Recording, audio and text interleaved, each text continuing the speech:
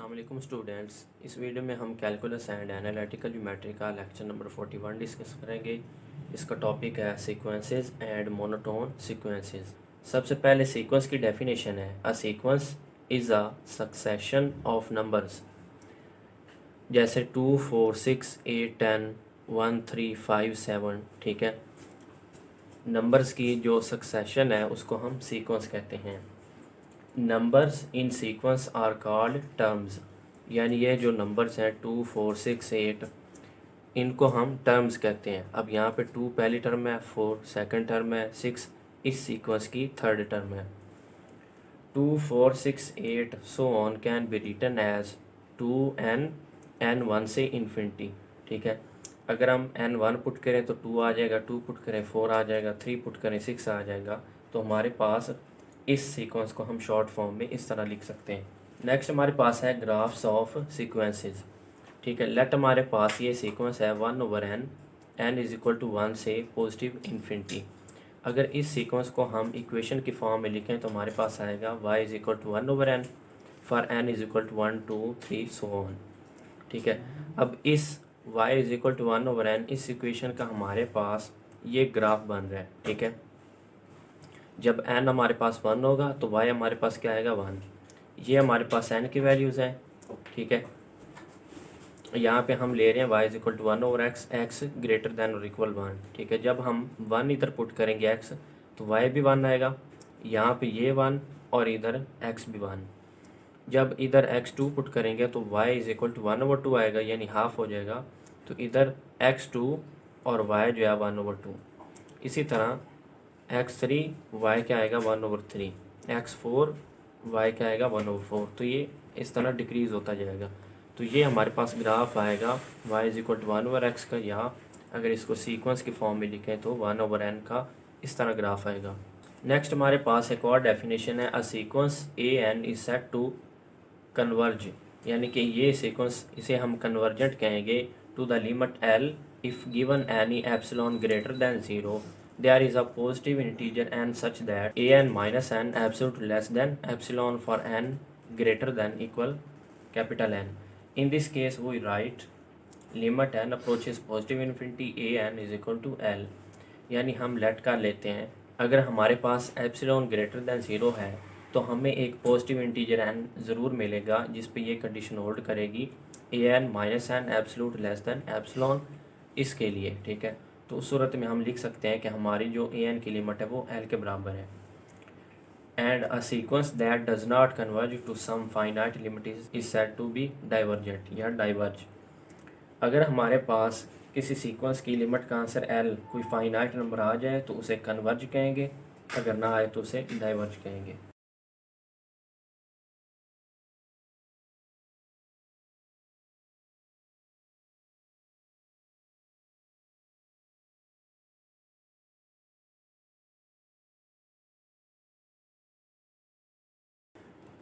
Next हमारे पास एक theorem है, इसमें हमारे पास दो सीक्वेंस हम लेट कर लेते हैं, एक an और एक bn। ठीक है, ये दो सीक्वेंसेस हैं। ठीक है, अब इन पे लिमिट अप्लाई करें, limit n approaches infinity an उसको हम l1 कह देते हैं, limit n approaches infinity bn is equal to l2। ठीक है, तो पहली कंडीशन है limit n approaches infinity c is equal to c अगर हमारे पास कोई कांस्टेंट है और साथ उसकी लिमिट आ रही हो तो हमारे पास क्या आएगा c ही आ जाएगा, क्योंकि यहाँ पे n है ही नहीं तो हम n की लिमिट इधर अप्लाई नहीं कर सकते, तो c ही आ जाएगा। सेकंड है limit n approaches infinity can। ठीक है, अब c को लिमिट के बाहर लिख दें, बाकी बात जाएगा limit n approaches infinity an। ये सारा किसके बराबर है l1 के, तो इधर आ जाएगा c l1। Limit n approaches infinity an plus bn। अब लिमिट को अंदर मल्टीप्लाई कर दें, इसके साथ भी आ जाएगी, इसके साथ भी, ये आ जाएगा limit n approaches infinity an plus limit n approaches infinity bn। ये बराबर L1 के और ये बराबर L2 के, तो ये हमारे पास आ जाएगा L1 प्लस L2। इसी तरह अगर दरमियान में माइनस आ जाए तो हमारे पास क्या आ जाएगा L1 minus L2। Limit n approaches infinity an अगर मल्टीप्लाई हो रहा हो an डॉट bn, लिमिट इसके साथ भी आ जाएगी और इसके साथ भी, limit n approaches infinity an limit n approaches infinity bn। ये बराबर L1 के और ये बराबर L2 के, तो ये हमारे पास आ जाएगा L1 डॉट L2। लास्ट हमारे पास है limit n approaches an over bn, ठीक है। ऊपर वाले के साथ भी लिमिट अलहदा आ जाएगी और नीचे वाले के साथ भी। Limit n approaches infinity an over limit n approaches infinity bn, ये हमारे पास L1 के बराबर है और ये L2 के बराबर। अगर यहाँ पे हमारे पास L2 ज़ीरो हो तो फिर ये कंडीशन होल्ड नहीं करेगी। अगर L2 ज़ीरो नहीं है तो फिर हमारे पास ये चीज़ होल्ड करेगी, L1 ओवर L2 आ जाएगा। नेक्स्ट हम एक एग्जांपल की मदद से देखते हैं कि हम कैसे चेक कर सकते हैं कोई सीक्वेंस कन्वर्ज कर रहा है या डाइवर्ज कर रहा है।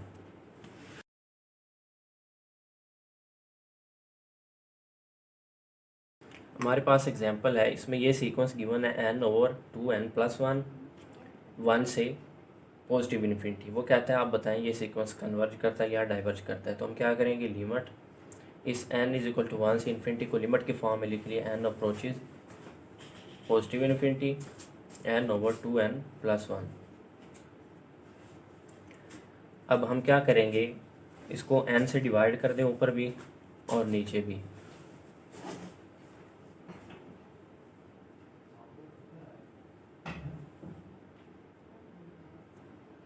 ये n से कैंसिल हो जाएगा और इधर 2n ओवर n करेंगे तो हमारे पास इधर n से कैंसिल हो जाएगा, ये बन जाएगा 2 प्लस और ये 1 ओवर n वैसे ही आ जाएगा। अब जो हमने लास्ट थ्योरम पढ़ा है कि अगर हमारे पास इसको लेट कर लें ये n और ये bn, तो ऊपर वाले के साथ भी लिमिट अलहदा अप्लाई कर दे और नीचे वाले के साथ भी। Limit n approaches positive infinity 1 और नीचे वाले के साथ भी limit n approaches positive infinity 2 plus 1 over n। अब एक और हमने पढ़ा था कि दो चीज़ें ऐड हो रही हैं, दो सीक्वेंसेस लेट हम हमारे पास एक ही है, तो लिमिट को इसके साथ भी लिख लें इसके साथ भी। और इसका आंसर क्या आएगा, ये कांस्टेंट है और साथ लिमिट है तो ये 1 ही आ जाएगा। जैसे हमने पढ़ा था limit n approaches infinity c constant है तो c ही आ जाएगा, यानी 1 ही आ गया। इसी तरह इधर क्या आ जाएगा, लिमिट नीचे n approaches infinity 2 plus limit n approaches infinity 1 over n। ऊपर 1 वैसे ही आ गया। अब यहाँ पे भी कांस्टेंट तो ये भी वैसे आ जाएगा। यहाँ पे लिमिट अप्लाई कर दे 1 ओवर n की जगह infinity 1 over 2 plus 1 over infinity क्या आएगा 0, 1 ओवर 2 प्लस 0 क्या आ जाएगा 1 ओवर 2। अब ये हमारे पास कोई l लिमिट आ गई है, ठीक है, फाइनाइट नंबर आ गया। तो इसका मतलब हमारा वो सीक्वेंस n ओवर 2n+1 क्या है, कन्वर्ज कर रहे हैं। अगर इधर इन्फिनिटी आ जाता, कोई इनफाइनाइट चीज़ आ जाती, तो फिर हमारा जो सीक्वेंस है वो डाइवर्ज होना था।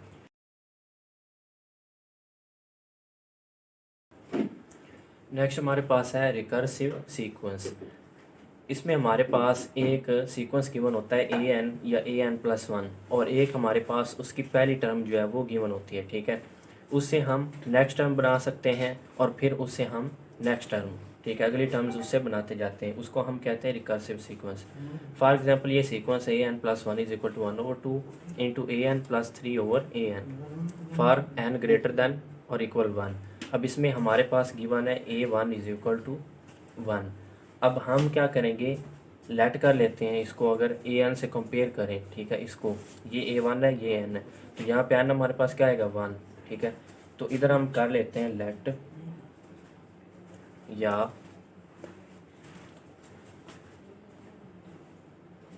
n is equal to 1, n greater than और इक्वल 1 के लिए हमारे पास ये है सीक्वेंस, तो हम n 1 पुट कर देते हैं। तो हमारे पास यहाँ पे क्या आएगा, n की जगह 1 पुट करें प्लस ये वाला 1 वैसे आ जाएगा is equal to 1 over 2, a वैसे आ जाएगा n की जगह 1 प्लस 3 ओवर 1 वैसे आ जाएगा n की जगह पे 1 ओवर 2। अब ये क्या बन जाएगा 1 प्लस 1 2, a1 हमारे पास क्या है 1 प्लस 3 वैसे ही आ जाएगा, a1 हमारे पास क्या है 1 ओवर 2 1 प्लस 3 ओवर 1 क्या आ जाएगा 3, 1 ओवर 2 3 प्लस 1 क्या आ जाएगा 4 ओवर 2 क्या आएगा 2।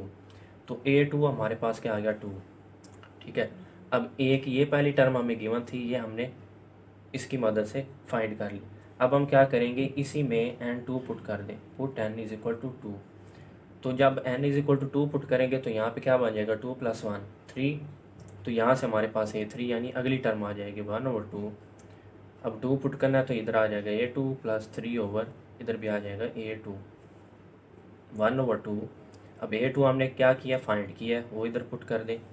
2 + 3/A2 हमारे पास क्या आया था 2 1/2। अब इसका एलसीएम ले लें, एलसीएम आएगा 2, इसको अंदर रखें, इसे डिवाइड करें, आंसर 2 आएगा। 2 को 2 से मल्टीप्लाई किया इधर आ जाएगा 4 प्लस, इसको अंदर रखें, इसे डिवाइड करें, आंसर आएगा 1। 1 को 3 से मल्टीप्लाई किया इधर आ जाएगा 3।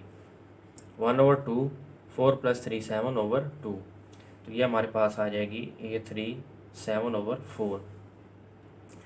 इसी तरह जब हम N3 इधर पुट करेंगे इसमें, तो हमारे पास इधर क्या आ जाएगी A4, इधर A3 वो ये वाला पुट करेंगे तो हमारे पास ये वाली टर्म भी आ जाएगी।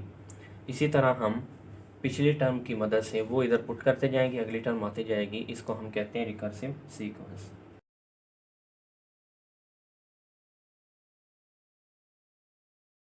नेक्स्ट हमारे पास है monotonicity and testing for monotonicity. ठीक है, यानी इंक्रीजिंग और decreasing sequences. A sequence AN is called increasing if. ठीक है, यानी ये जो सीक्वेंस AN है वो इंक्रीज़ करेगा अगर हमारे पास हर अगली टर्म, ठीक है, इसकी टर्म्स हम लेट कर लेते हैं AN A2 A3 so on है। ठीक है, तो इंक्रीजिंग होगा अगर हर अगली टर्म बड़ी हो, ठीक है, पिछली टर्म से। A1 less than A2 less than A3 less than so on AN less than so on. यानी ये पिछली टर्म है, ये अगली है। ठीक है, ये बड़ी है इससे, यानी अगली टर्म पिछली से बड़ी है, ये इससे बड़ी है, इसके बाद जो आएगी वो इससे बड़ी है। ठीक है, तो हर अगली टर्म पीछे वाली से बड़ी है, इसका मतलब ये इंक्रीज़ कर रहा है। ठीक है, ये सीक्वेंस क्या है, इंक्रीजिंग है।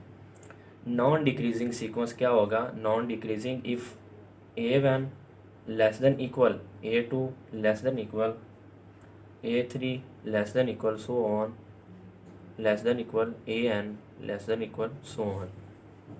यानी इसमें इक्वल की भी कंडीशन आ जाएगी। ठीक है, अगले ये टर्म जो है वो या ग्रेटर देन हो या उसके बराबर हो पिछली टर्म के।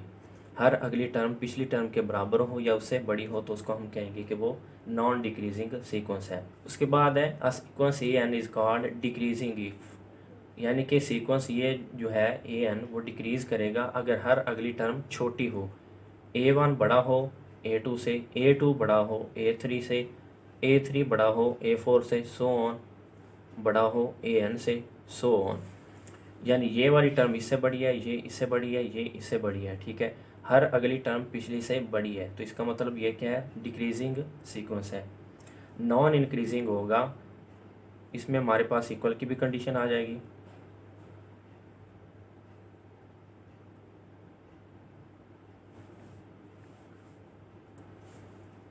ठीक है, अब इसमें क्या है कि हर जो अगली टर्म है वो पिछली टर्म से छोटी हो या उसके बराबर हो। हर अगली टर्म पिछली टर्म से या छोटी हो या उसके बराबर हो। ठीक है, तो इसमें हमारे पास AN क्या होगा, नॉन इंक्रीजिंग सीक्वेंस होगा। अब फॉर एग्जांपल हमारे पास सीक्वेंस है 1/2 2/3 3/2 3/4 सो ऑन N/N+1। अब इसमें हमारे पास है 1/2 2/3 3/4। 1/2 का अगर हम आंसर निकालें डिवाइड करके तो ये आएगा 0.5। 2/3 का आंसर आएगा 0.6 और इसका आएगा 3 को अंदर रखें, 4 से डिवाइड करें, इधर इशारिया 0.7, ये हमारे पास आएगा 0.75। अब यहाँ पे ये देखें कि ये जो है इससे बड़ी है, ये इससे बड़ी है। ठीक है, यानी हर अगली टर्म पिछली से बड़ी है, तो इसका मतलब ये कौन सा सीक्वेंस है, इंक्रीजिंग। हर अगली टर्म पिछली से बड़ी हो तो ये इंक्रीजिंग सीक्वेंस होता है। इसी तरह अगर हमारे पास आ जाए 1 1/2 1/3 सो ऑन 1/n। ठीक है, अब इसमें ये 1 है, इसको अगर डिवाइड करें ये आएगा 0.5, इसको करें ये आएगा 0.3। ठीक है, तो हर अगली टर्म पिछली से छोटी है। 0.5 इससे छोटा है, 0.3 इससे छोटा है, इसके बाद जो आएगा वो इससे छोटा होगा। तो हर अगली टर्म पिछली से छोटी है, इसका मतलब क्या है, हर अगली टर्म पिछली से छोटी है। ये टर्म इससे छोटी, ये इससे छोटी, तो ये कौन सा सीक्वेंस होगा, डिक्रीजिंग। ठीक है, इसी तरह अगर हमारे पास सीक्वेंस को इस तरह का आ जाए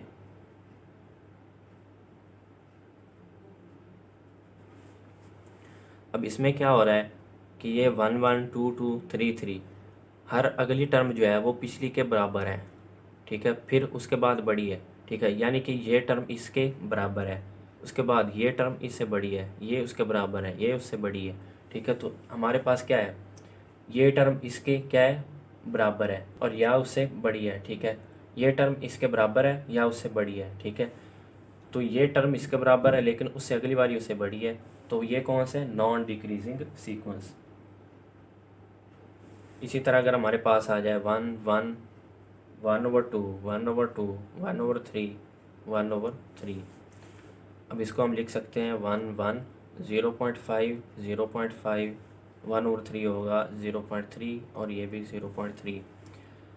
अब इसमें ये क्या है, ये इसके बराबर है और इसके बाद जो आ रही है वो इससे छोटी है, ये इसके बराबर है, इसके बाद जो आ रही है वो इससे छोटी है, ये बराबर है, इसके बाद जो आएगी वो इससे छोटी होगी। तो एक टर्म बराबर आ रही है उसके बाद छोटी आ रही है, एक टर्म बराबर आ रही है उसके बाद छोटी है, एक टर्म बराबर उसके बाद छोटी।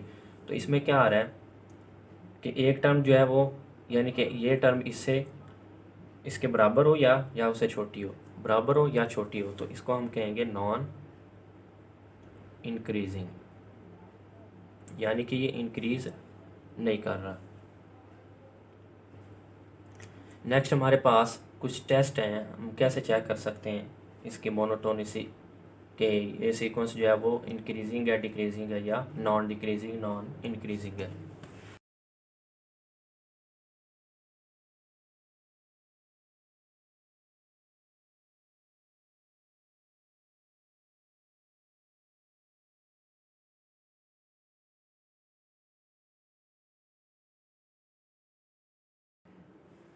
नेक्स्ट हमारे पास है टेस्टिंग फॉर मोनोटोनिसिटी, ठीक है। सबसे पहले हमने क्या करना है, कोई सीक्वेंस हमें गिवन होगा ए एन में, ठीक है। तो हम क्या करेंगे, ए एन प्लस वन करेंगे, यानी जहाँ पे एन है वहाँ पे एन प्लस वन पुट करेंगे, ठीक है। तो वो हमारे पास आ जाएगा ए एन प्लस वन, यानी अगली टर्म आ जाएगी।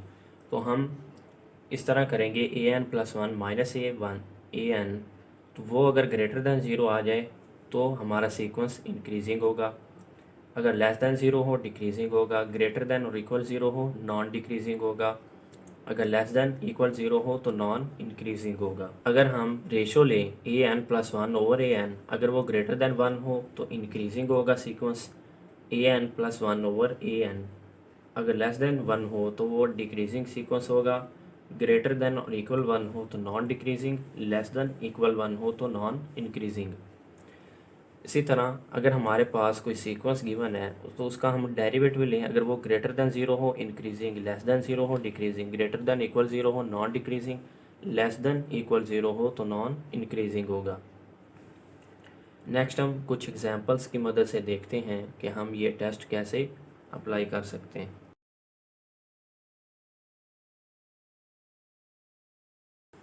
हमारे पास एग्जांपल है, इसमें वो कहता है show that 1/2 2/3 3/4 so on n over n plus one is an increasing sequence.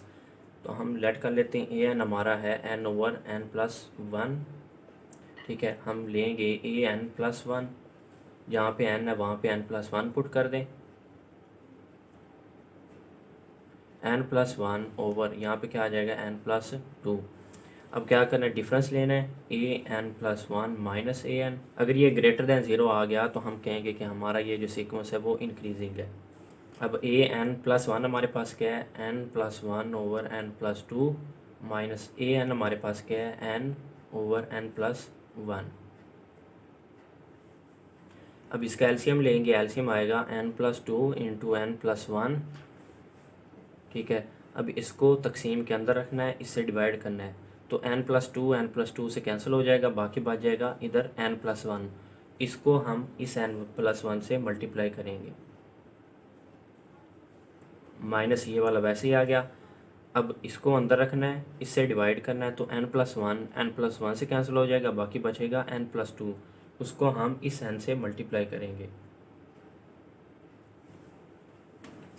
अब इसको मल्टीप्लाई कर लें तो ये आ जाएगा, n को n से मल्टीप्लाई किया n स्क्वायर प्लस n को 1 से मल्टीप्लाई किया n प्लस 1 को n से मल्टीप्लाई किया n प्लस 1 को 1 से मल्टीप्लाई किया 1 माइनस n को n से मल्टीप्लाई किया n स्क्वायर, एन को 2 से मल्टीप्लाई किया -2n ओवर, नीचे वैसे ही लिख लें एक दफ़ा।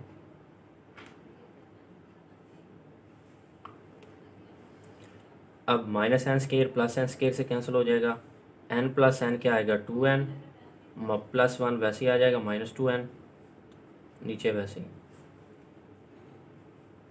+2n -2n कैंसिल हो गए, बाकी बच गया 1 ओवर n+2 n+1, ये बराबर है an+1 -an। अब ये हमारा ग्रेटर देन ज़ीरो है, वो हम चेक भी कर सकते हैं, हम लेट कर लेते हैं n, हम ले लेते हैं 5, ठीक है। अब 5 यहाँ पे पुट कर लें, 1 over 5+2 5+1 is equal to 1 over 5+2 क्या आएगा 7, 5+1 क्या आएगा 6, 1 ओवर 7 मल्टीप्लाई 6 क्या आएगा 42, और 1 ओवर 42 हमारे पास आएगा 0.02। अब 0.02 ग्रेटर देन ज़ीरो है, ठीक है, तो इसका मतलब हमारा ये सीक्वेंस क्या है, इंक्रीजिंग है।